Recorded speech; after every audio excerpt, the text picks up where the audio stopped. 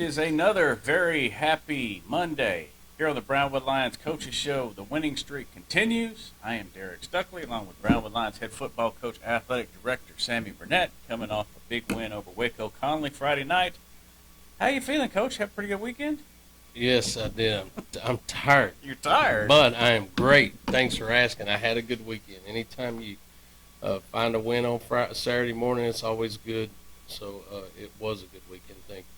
Well, it was a pretty, just from a football fans game, it was entertaining, back and forth, lots of momentum swings, but the Lions find a way to come out on top again. So just your overall thoughts on the guys' performance. Well, I just thought our team, they played really well. They played as a team, didn't have a bunch of mistakes. Overcame some adversity in times in the game, and were able to wind up victorious, which is what we expect of them. They work extremely hard. They do what they're asked to do. They put a lot of hours in, and you can tell when they're playing because they never surrender. It doesn't matter the situation of the game. I'll give you an example. Opportunity for a team to go up 2 weeks ago against Glen Rose, and we made a big defensive stop on fourth down. Friday night, had a chance, made a big defensive stop on fourth down. Just sort of where kids played, what they expect from themselves, offensively. I thought I got back on track a little bit, and after coming off an injury that he's been working with, and I thought he played a great game. Fourth down, go play, thought was a great play call. Gave us options on the play, which is always what I would like to see, is options, not just if this doesn't work, we're in trouble. Let the defense dictate what we do, and I made a great read, got a good blocking, you walk in the end zone. So, again, Junior Martinez was the difference in the game with a field goal. It just so happened to be right before the second half. We get the ball back, call a timeout, have a chance to get the ball back. We get the ball back, and I'm assuming they're thinking we're just going to run the clock out. Y'all were on the 7-yard line. Yeah, right? 7-yard line. They're going to run the clock out, take it to half. And I said, no, we're going to be aggressive. And we were aggressive, and we got in a rhythm. And our kids marched down the field. We had 2 timeouts left, so we took one, explained to them what we wanted to do. We ran the draw with Ike, and I told them if you got 6 and you're going to score, go score. But if not, you got to get down. We're going to kick a field goal, get to the half with the lead, and that's exactly what happened. So really proud with their execution and their desire to be successful. So I tip my hat to them. It's all them. They're out there grinding, finding ways to get it done.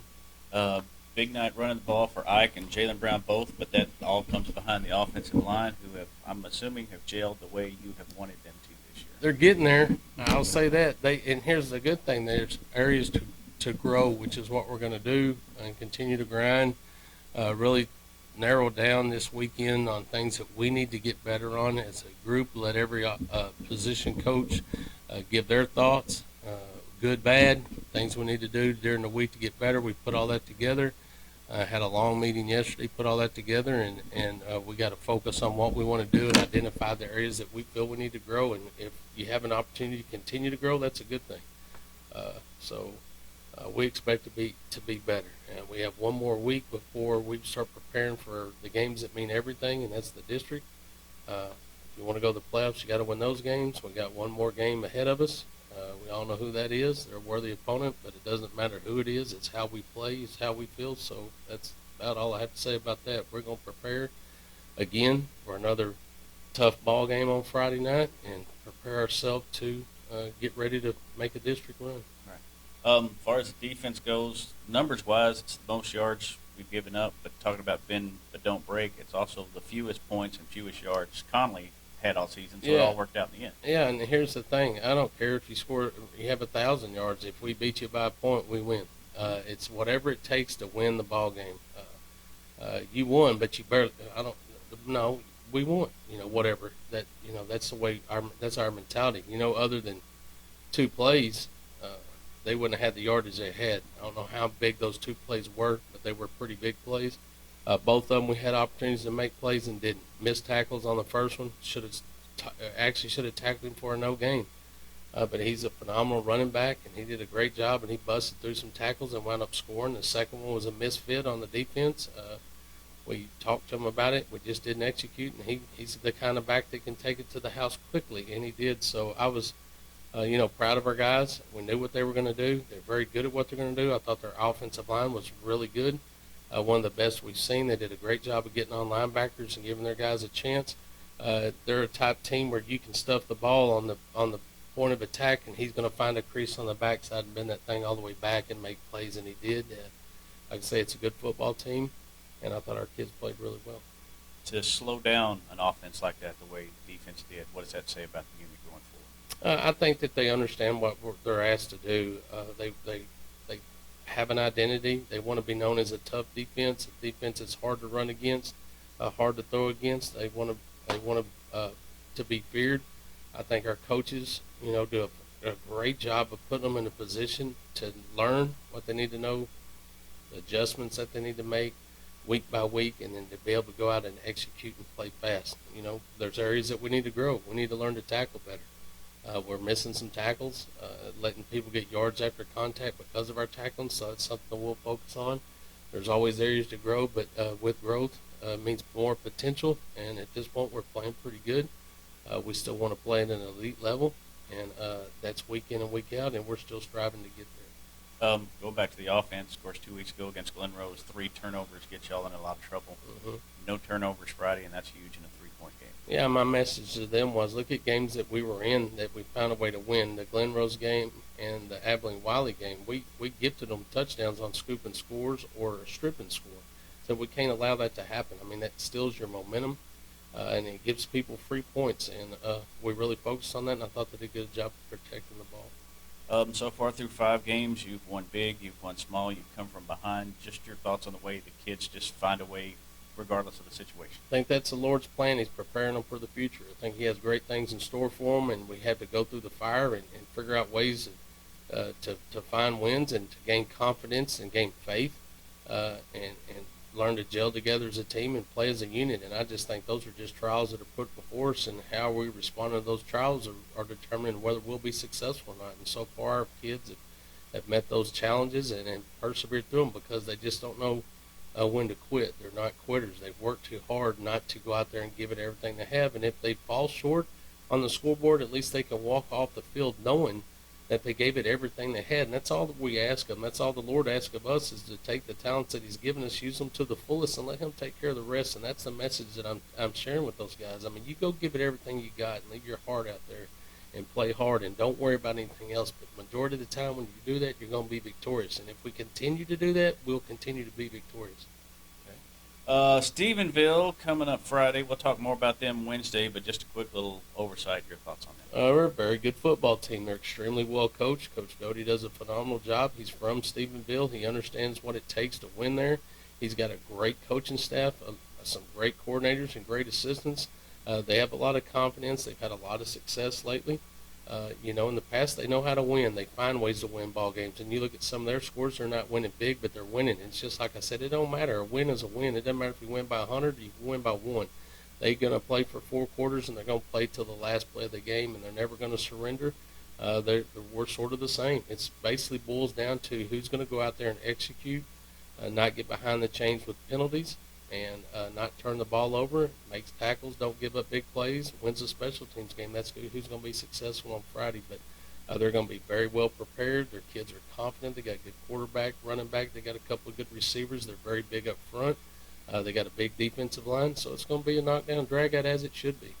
Along with the game Friday night, also got the FCA challenge between the two schools. And Kurt Newton asked me to really push.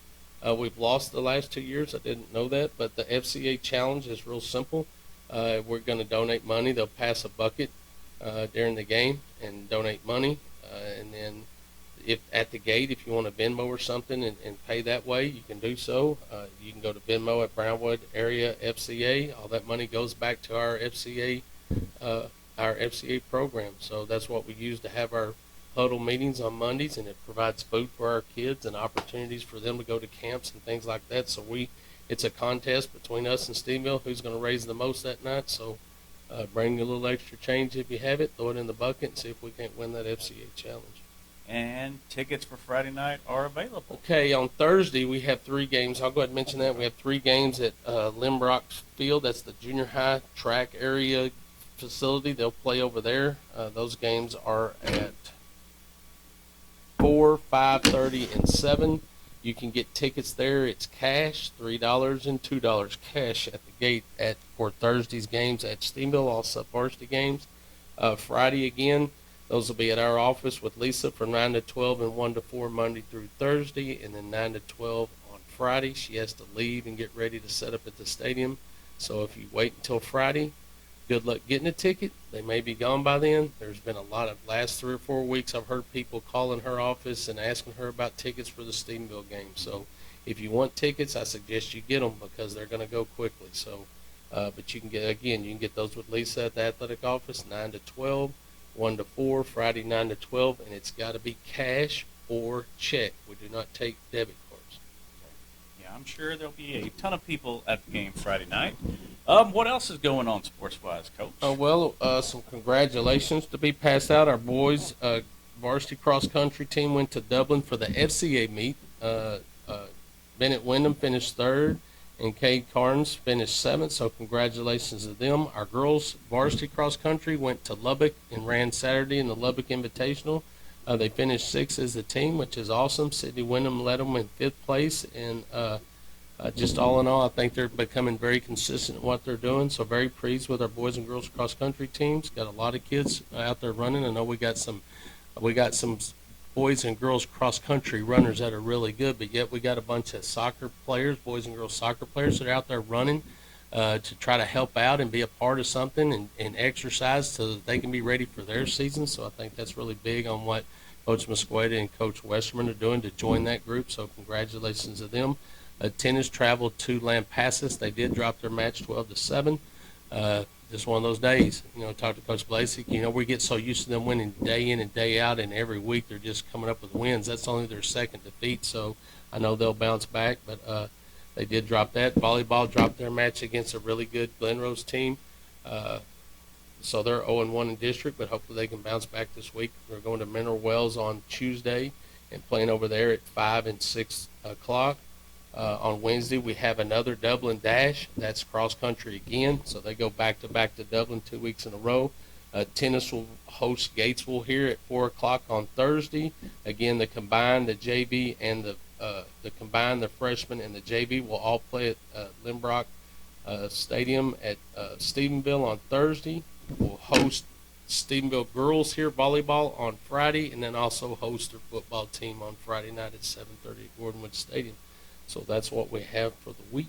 Yeah, a chance to go out and watch a doubleheader Friday, watch the volleyball girls against Stephenville at 5, and then head out to the stadium, check out the football game. Yeah, I'd like to recognize the JV team. They're also undefeated and playing extremely well. So every week it seems like we pull someone off of that team to help us with depth or whatever, and we've done that again this week. But congratulations to the JV team for being undefeated as well. Okay. Anything else we need to mention today? Well, we're going to briefly talk about the NASCAR report. My guy had something going on with his car, so he's lost his rear end and ran into the wall. And Stars had a guy passing him on the inside, and he lost his rear end, which is the air off the rear end of the car, and it spun him out, and he hit the wall. So both Kyles were out.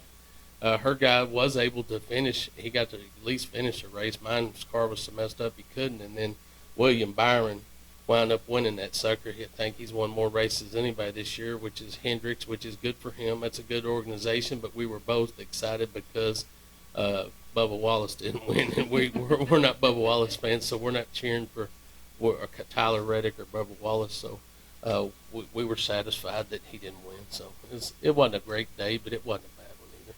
I'm hoping you missed the Cowboy game yesterday. I did. Well, good. And then did the Cowboys. And then I heard that they didn't win, so I was at work, so I heard they didn't win, so I didn't even go watch it because I didn't want to get frustrated. Yeah, that's a good idea. I just took it as a loss and went on. There you go.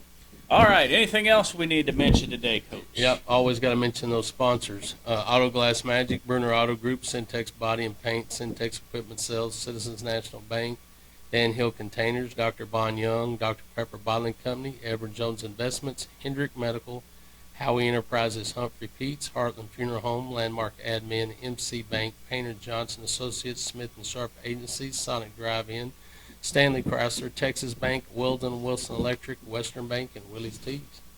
All right. We will be back Wednesday to talk a little more about the Stephenville game here on the Brownwood Lions Coaches Show on KOXE, KOXE.com, the KOXE app, and the KOXE Facebook pages. Have a great day, Brownwood.